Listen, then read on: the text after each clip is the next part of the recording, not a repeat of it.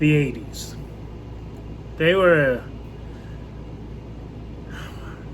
how do you describe a decade in about 5 minutes and how it affected you?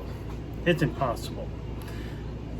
The 80s were an incredible time for my family, both good and bad.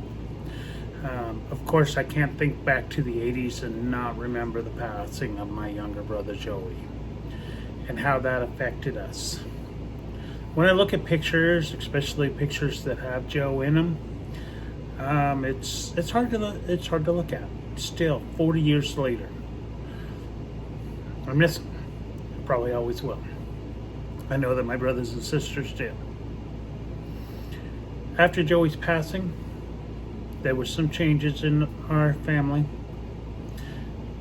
Right after, my grandpa took my dad and my brother David and I down to California to Disneyland to help us cope with that. We had a really good time there. It's one of the highlights of my life. That time with my dad, my grandpa, and my brother. I was incredibly close to David and Danny. They were my closest. I really wish I could find David again. I haven't talked to him in years. I would love to. If you're watching this, bro, please reach out to me. I would love to talk to you. After we got back from Disneyland, you'll see that there's a lot of hunting, fishing, visits to the Oregon coast, stuff like that. That's what we did. But we traveled down and moved to California for a few years, and there Danny, my older brother, graduated, and I remember how proud I was, but even more so I remember how proud my mom was that Danny made it. Excellent job, bro.